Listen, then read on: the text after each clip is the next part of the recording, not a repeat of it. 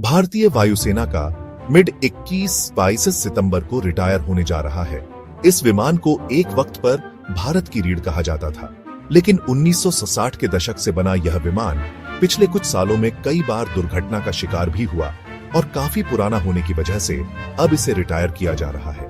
लेकिन बड़ा सवाल यह है कि रिटायरमेंट के बाद इन विमानों का क्या होगा? क्या यह सिर्फ कबाड़ बनकर रह जाएंगे या इनका कोई बेहतर उपयोग हो सकता है? देखा जाए तो इस संदर्भ में चीन का मॉडल भारत के लिए एक अहम उदाहरण बन सकता है।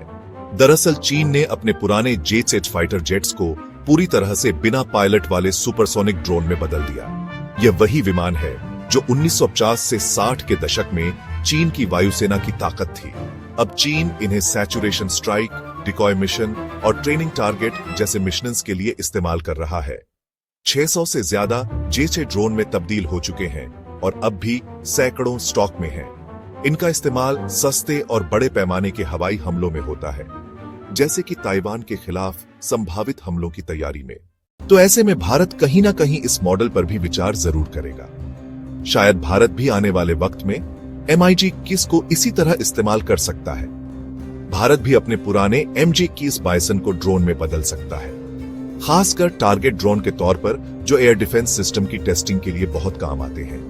भारत के पास MiG-21 बाइसन जेट 1960 के दशक के हैं। ये फ्लाइंग कॉफिन कहलाते हैं क्योंकि दुर्घटनाएं ज्यादा हुई। अब 26 सितंबर को आखिरी स्क्वाड्रन रिटायर होगा, तो ऐसे में भारत को भी MiG-21 को ड्रोन में बदलने की योजना बनानी चाहिए। चीन की तरह स्ट्राइक ड्रोन या फिर टारगेट ड्रोन। DRDO की मिसाइल टेस्टिंग के लिए यह एक आसान टारगेट हो सकते हैं।